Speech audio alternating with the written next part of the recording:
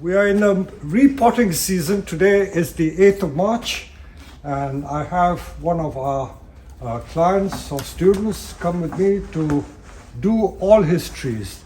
There are about 8 or 9 trees, I haven't counted. So there are 2 Japanese white pines, 3 Japanese white pine, junipers, box tree, larch, Chinese elm. So let us see how many we go through. So it's already late in the evening, but I think I can get through all this in maybe 1.5 hours. Let us see. I'm also going to do a bit of tidy up while we're doing it. So usually these pines, if you haven't cleaned it in the autumn, you should always just clean the needles out. Although we're not really here to do that, we're here to repot. But these trees are all quite healthy. So where there are some dead branches, we will remove them. I will just show you what we do.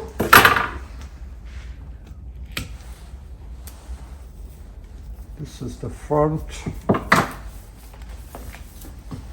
I will just explain to viewers who are not very familiar with pines something quite interesting that you should know. Now, if you come close and have a look at this pine, they are all 5-needle pine. It's Japanese white pine, the common name Japanese white pine or Pinus parviflora. But Pinus parviflora, you will find as bonsai, there are lots of variations. This one and this one, they're both Pinus parviflora, Japanese white pine, and they're both of Japanese origin. These are produced by the million in Japan and exported to all these bonsai growing countries where they are highly sought after because lots of people like the white pine. So this is the one is grafted. You can see the bulge there. And when they put the graft, the trees are the Pinus thunbergia, the black pine, and it is grown by twisting wire around it to swell the trunk. So that's how you get a thick trunk very fast. This is a technique I use with my larches as well, to swell the trunk. And that's of course a subject of another video. I've always explained that. Now, I will come to this detail in a minute, but I just wanted to show you the contrast. You must be wondering why this is more blue than this one. This compared to this tree, both white pines, slightly different. And this one is almost like a yellowy color, whereas this is like a steel blue color. This is quite common. But why is that so? The reason is that these white pines that have this slightly paler color or yellowish color are trees that are grown on their own roots. You see this tree, it has no graft. It is not grafted. They would be grown from seed, whereas these are grafted onto black pine. So that is the difference. Many connoisseurs who love white pines or Japanese white pines, they do not like the ones which are grafted onto black pine stock. They always like the ones which are on their own roots. I remember in 2008 when I went to Japan, and one of my agents took me to a nursery, and that nursery only specialized in Japanese white pine that were not grafted, because he said there are a lot of people who do not like the grafted trees. So he only specialized in these white pines that are grown on their own roots. So this is the difference, in case you did not know. All right, so when it comes to repotting, let me explain to you again something very special about white pines and junipers. That means most of the coniferous bonsai.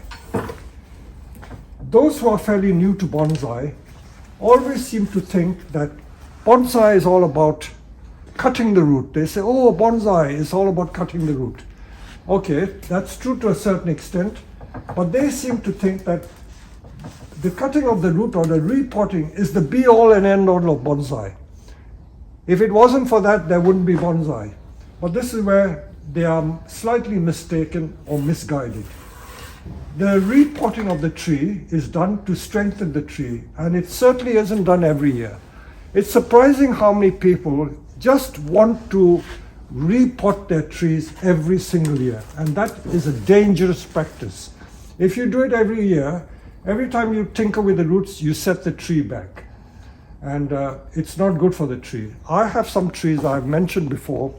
When you go to Wisley, you will notice that some of the trees are beautiful, healthy trees, and the roots Nibari is very good.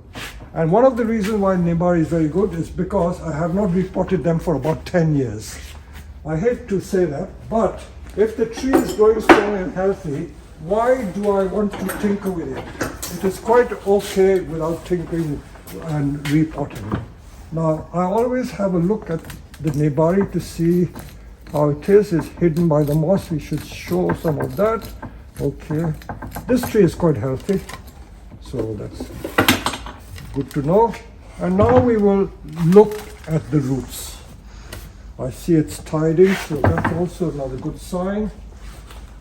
By the way, you should always check whether it's tied or not rather than yank it out. I've seen some people try to get it out of the pot without even checking that it's tied. Now this tree is tied. Tying is very good practice, because if it's not tied, then after you repotted a tree, it can fall out of the pot, can get yanked out, so that's tied in. And now let's look at the roots to see whether it needs it or not. If it comes out easily, it comes out very, very easily. Okay. Now let's have a look. It is by no means pot bound. I can feel that, I can feel it. The roots are a bit soft at the edges. So, although most people would be disappointed, oh, I'm so sad that I can't repot the tree. Don't assume that. Don't take that attitude. If it doesn't need it, do not do it. It's like, going to a doctor and saying, oh, please give me some medicine. Please do an operation on me because I think it needs it. Now, if you're healthy, you don't need it. Why do you have to do it? Same applies to the bonsai and the repotting process. This tree is perfectly healthy, and I think it must have been repotted, say, 2 years ago, and it's certainly not pot bound, and it's very healthy. Look, there's mycelium there, but it's by no means pot bound. You can press it right in. It's not pot bound, so I'm not going to do it. So this is okay. At least we've checked it. So checking is part of the process of ensuring that the tree is healthy. So, okay, this is okay. So we don't need to do this one. So number one is out of the way. Now let's look at the other one. This is the other one.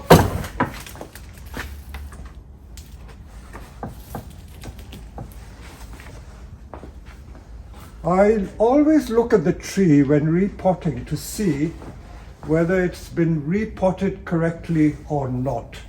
Because different people have different ideas of repotting, but you can always find a better way to position the tree.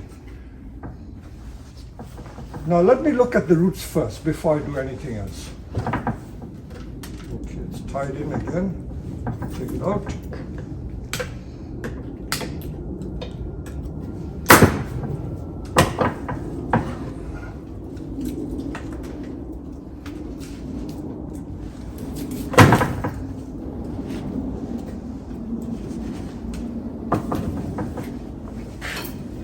This is a very useful tool for repotting. This is called the sickle, the Japanese sickle, which is used for cutting the edges around the pot if it is difficult to get out of the pot.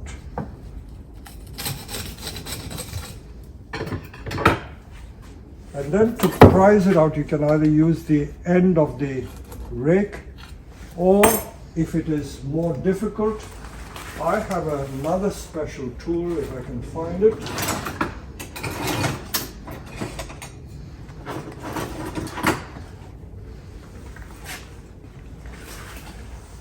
You may not believe it. This is a bricklayer's bolster. Even that is okay.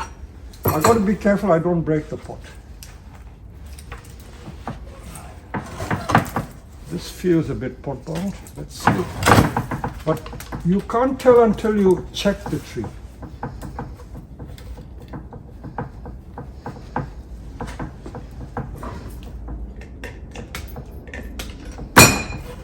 Tying the tree in is really to stabilize the tree after it has been repotted.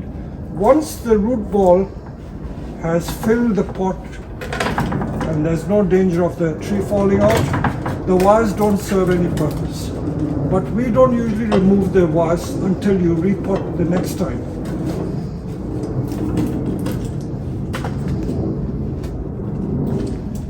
This pot is, I think, slightly in curve, hence the difficulty in coming out.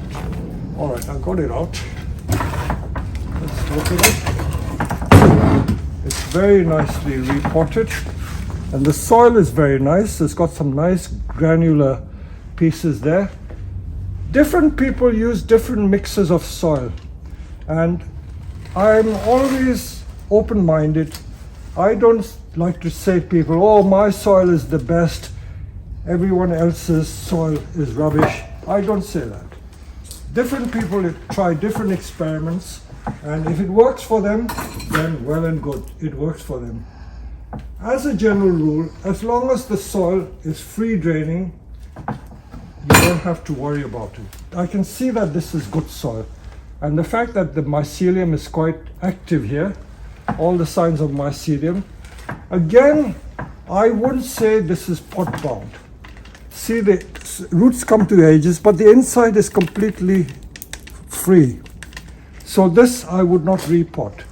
I would not repot. So as much as my dear friend here wants to repot, I don't think it needs repotting. But let me show you something else. Okay, this tree was potted this way. So either this was used as a front, which I would use, there's this thing coming out this way and then it's receding that way. So I would not use this as the front. Let's see what about this side. This side is not bad, if you see this as flat side, but this branch is in the way, and although it's leaning this way, this would have been a better front, but I think the person who potted this up originally was using the other side as the front, this side as the front. Now I can see straight away this is not the best front. And when you come to repotting your trees, always take the chance to reposition the tree in a better way. If I can ask my friend here, is there any other possible front? I'm going to turn the tree around and I'll ask him to choose which would be a better front, because I can see straight away there's another front to this tree.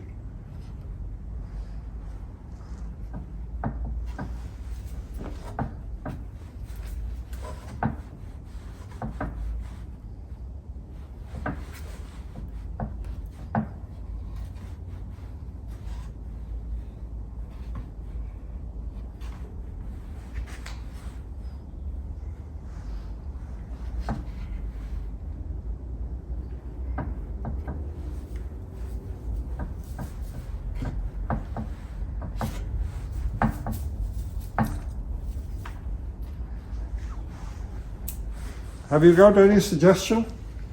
This is a nice front. This is a nice front. Yes. Absolutely right. This is a very nice front. Right. Now I will mark it with a marker, and then we will pot it at this angle and maybe even change the pot.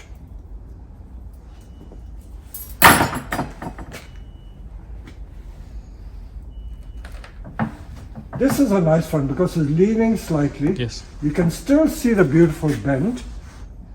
I think if you remove this, I don't hang about, I bite the bullet.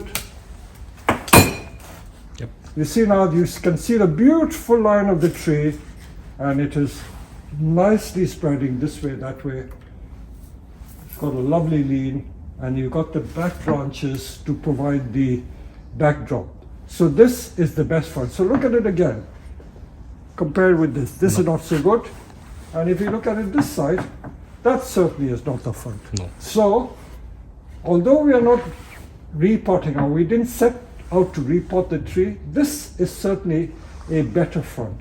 Now let's find a pot for this. Let me suggest a pot. Okay, please. So rather than use the same pot, I could easily use the same pot again, but I love drum pots. And I think this would be a nice, and of course, once you put it in a round pot, it doesn't matter which is the front or back, but you now know that this is the actual front. So if you think that this is a better pot to use, then we will use this one. Yep. Okay, so, and this is going to be a simple exercise. It's almost the right size. All I have to do is take away some of the soil from the edges there, and it should fit the pot.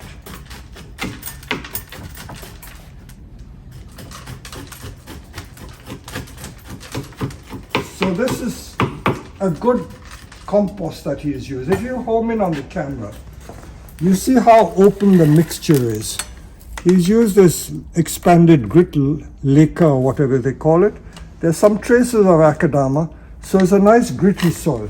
So for pines and junipers, if you use a mix like this, it should always work. It is a good compost.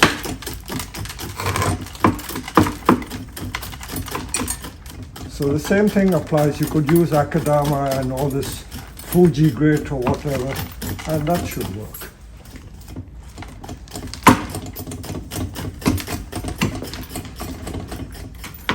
As I said, it's not pot bound. You can see I haven't had to tease any roots. You know, it's certainly not pot bound. If it was pot bound, I would be teasing miles and miles of root out. See, absolutely not pot bound. So that's why I said you have to check. You have to put it in there.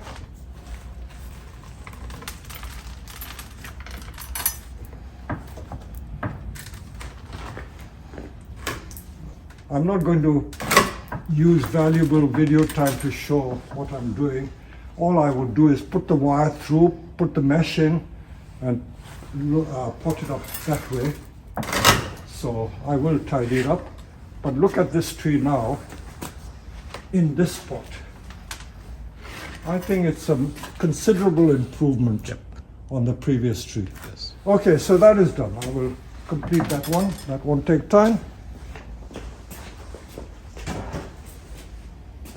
Now let's look at the next one, which is this is a box tree, and this pot, I don't know whether it fell out or what, but this tree is okay. Also slightly incurved pot.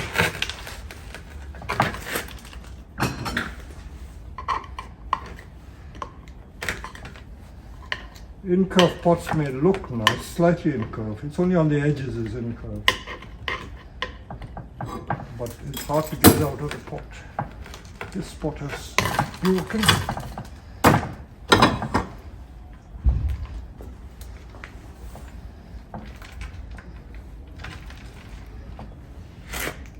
Again, if you come close, see the roots are not pot bound. So if the pot was not broken, I would not have rushed to repot this tree. So hopefully the message that I'm trying to pass on to you is that if a tree does not need to be repotted, do not repot it. But at this time of the year, it is just as well to check through all the trees to see what needs repotting and what doesn't need repotting. So we'll find similar oval pot and repot that one. Okay, so that one is not a problem. Take this one. Yeah, now this one is a larch, pretty big larch. Oh.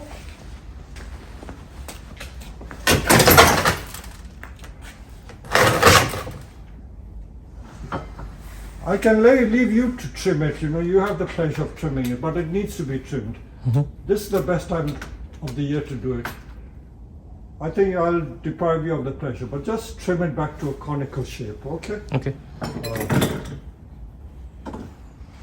And let's look at the roots again. and see if it needs it or not. Just tidy.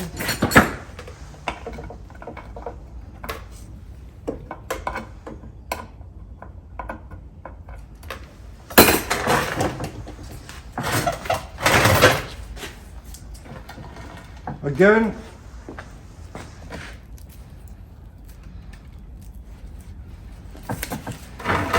this is what we call a marginal case.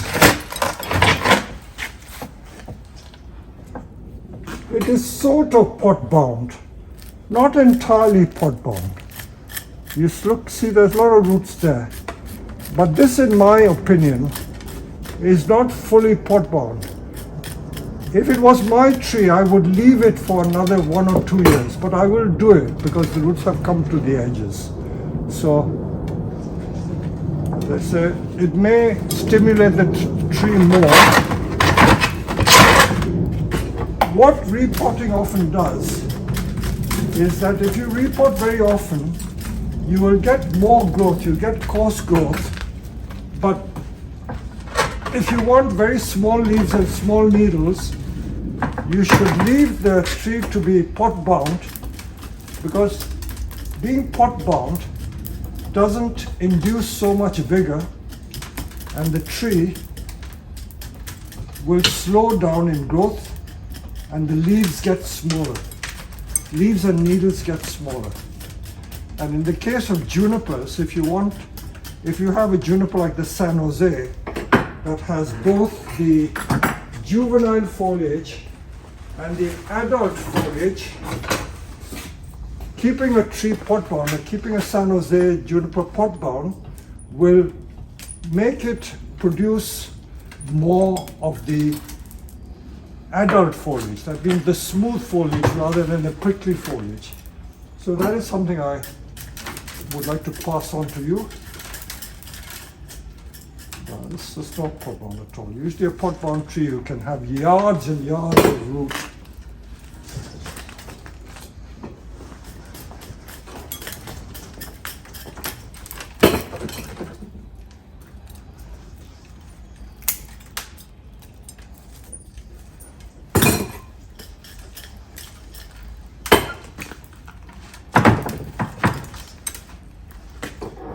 I will also mention that don't be overzealous or over enthusiastic about the amount of root you cut.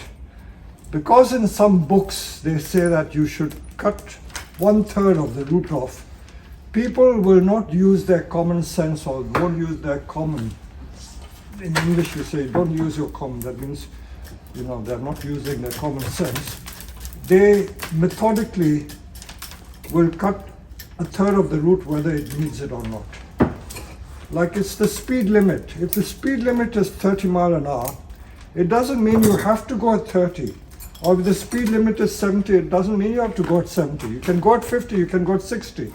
So the 30% or the 1/3 roots to cut, I would say for most trees, you should regard it as a maximum, not as a minimum.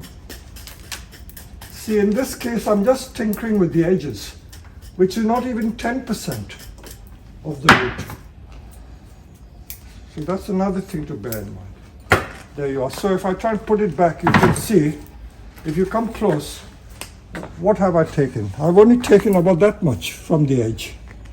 I've only taken about that much from the edge. I haven't taken about that much because it doesn't need it. So this will be a simple job to repot that one. Now let's look at another one.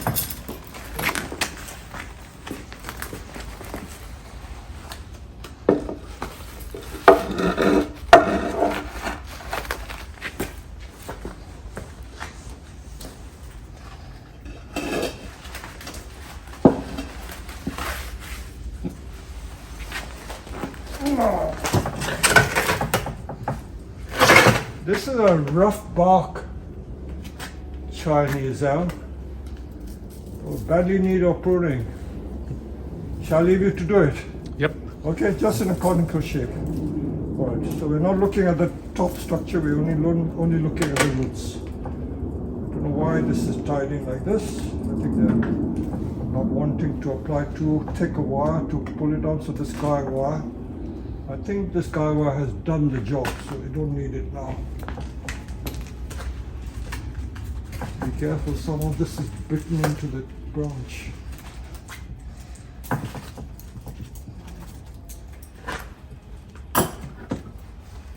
Also this I don't think you need.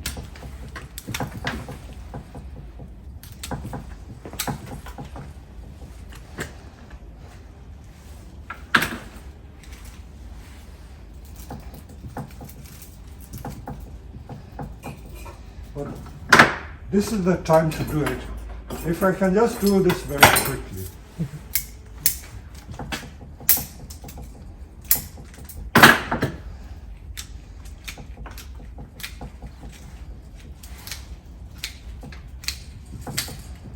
This is badly overgrown.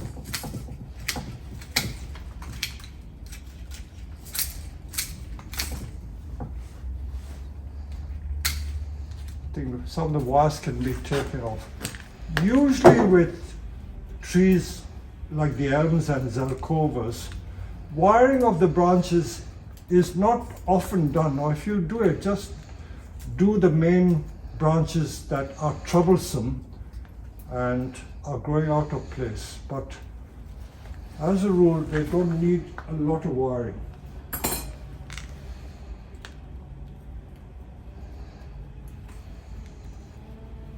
I'm removing the wire because my secateurs can't cut through it.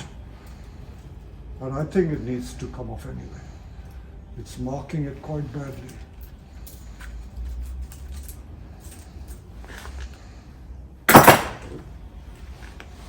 So this is the front. I think it's leaning towards you. Several possibilities. That's a very natural, like a shari that has taken place. I think that's not so good as a front. This is possibly a better front. This branch is getting a bit coarse. And these branches are getting a bit too long.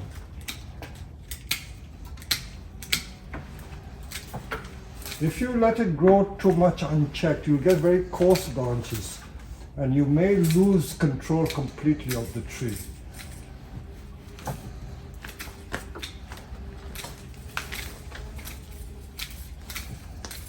So throughout the growing season, this type of tree and the Zelkova serrata, Japanese greybark elm, you have to be very methodical and meticulous with the pruning to get ramification. If you neglect it, you will lose control of it. You will lose complete control.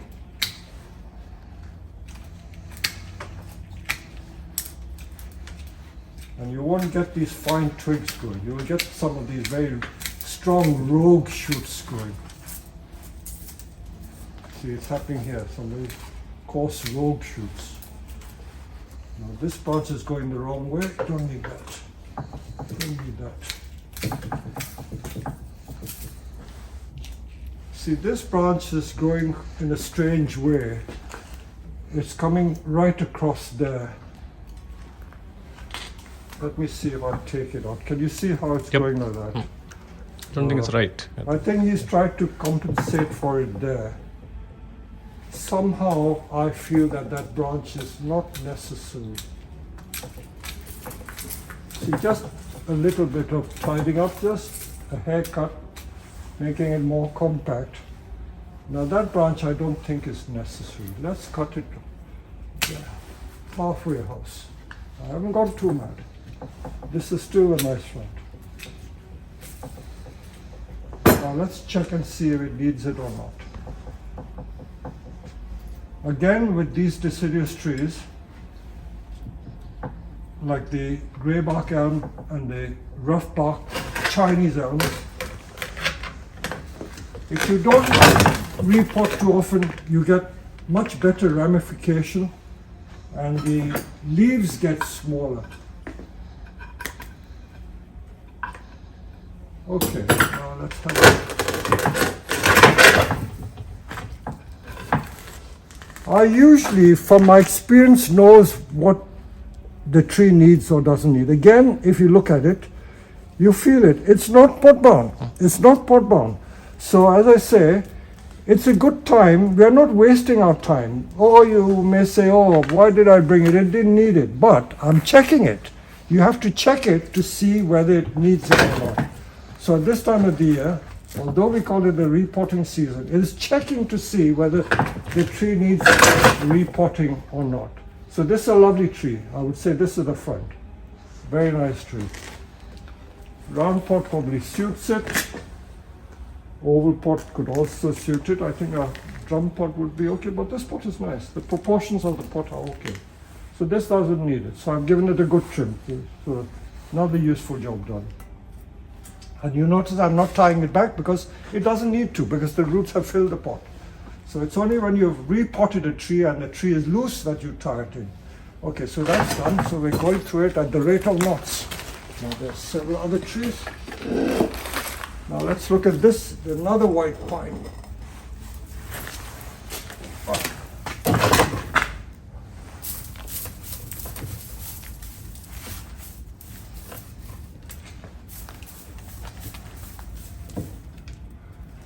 I would just point out, now this tree has got adelgids. Can you see the white? This is that very dangerous insect which will suck the sap on the pines. So you have to spray it with insecticide. So if you don't spray it, it will kill the tree eventually. So for some reason, adelgids only affect pines, sometimes larches, but more often than not pines. It's a very dangerous pest, very nasty pest. If you don't watch it, it can kill the tree. See, it's smothered, look at it, completely smothered. So that's another thing I can teach you. Huh? So with pines, always look out for that. This is a pretty small pot.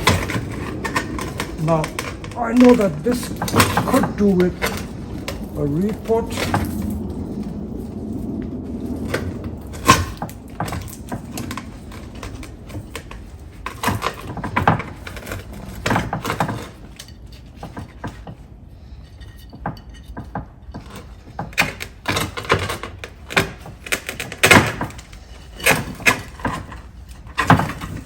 Rather strange pot. The proportion of the pot is not pleasing. Okay, now this one I would say could do with a bit of repotting. Again, it could stay in that pot for another year or even two. Again, compost is very good. I can see straight away that's very nice gritty soil for pines, and you can see that the roots are quite compact. So we will repot this one.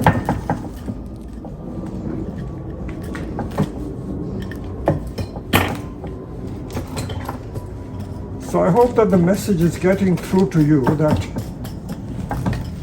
we need to check if trees need to be repotted or not. If they don't need it, don't do it.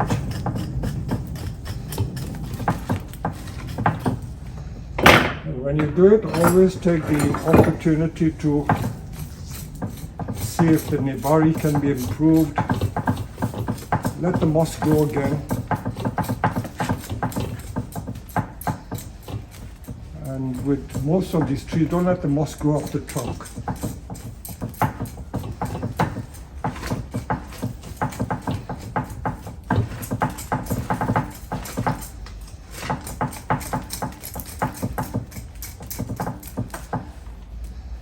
I think the proportion was wrong for this tree. It was a bit too small.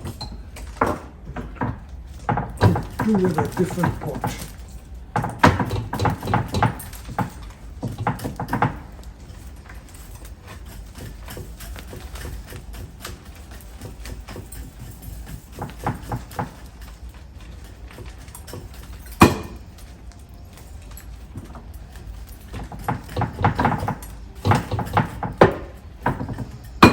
See, that's not serious repotting. That's all I'm taking off. Huh? Sometimes a difficult tree, you get miles and miles of root. Now we changed that pot to a drum pot. Now the pot we took it out, I think that would suit it. See, that is correct proportion, so we can use this pot, okay? It's a bit high, so I'll take some root from underneath.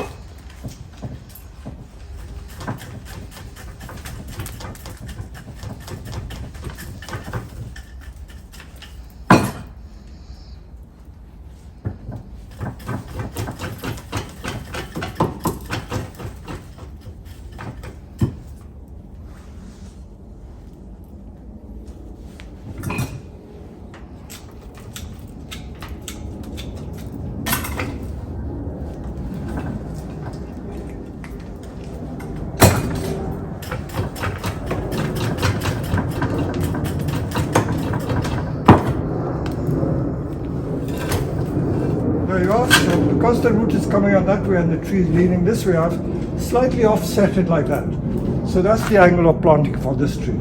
So as I said, I'm not going to show you the detail, I'm just putting soil in. It's really to show you the principles and to show you the key points. So with this tree, I'm positioning it slightly differently, and the size of pot is more suited to this tree. This pot, I must say, looked a bit ridiculous on that tree. So the choice of pot is so important to the look of the tree. So that one is done.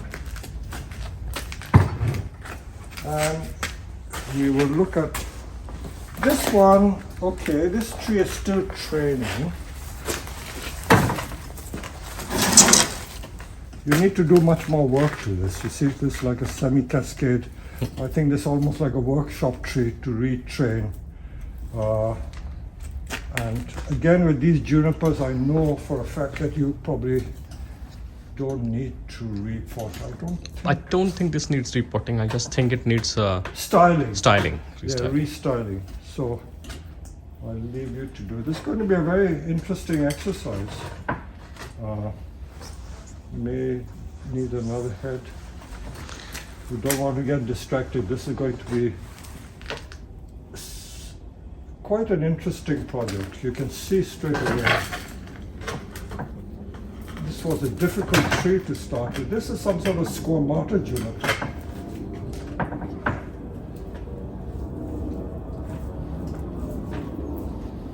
I think we leave it for another day to do a workshop, because we could even make it like a windswept or more of a semi-cascade like that. You see, there's so many possibilities to do this tree. But I can, again, more or less feel that it doesn't need it. Usually junipers and pines don't need repotting that often. So all we have left, I think, is that juniper which had the broken pot. So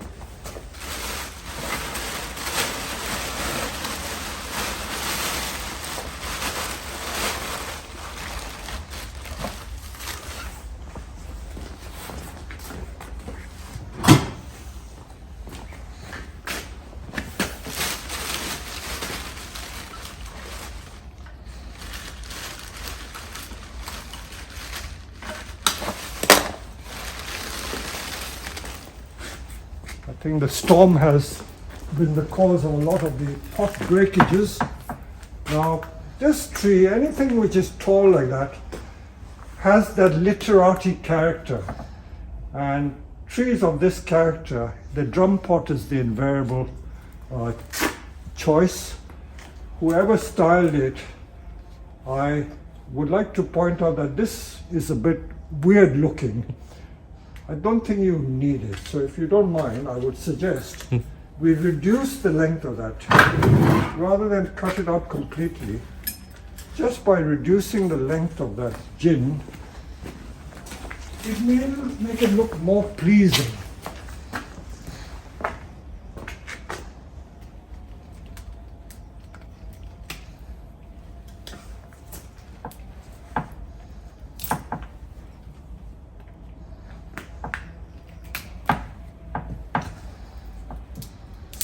So I cut half and then pulled it away.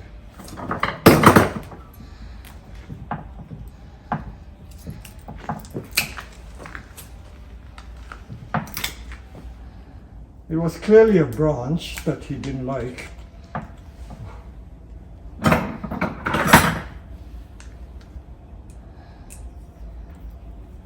What I would suggest to style the tree, you could even take this gin down and open the front and create a shari there. That one I'm not so sure. That doesn't look so pleasing there. This is also another gin.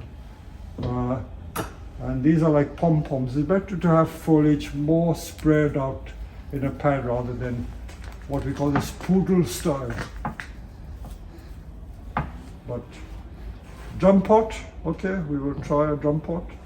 I don't think any other pot would suit it. You could try rectangular, but because of the height of the tree, that it's got that literati character, so we'll try that.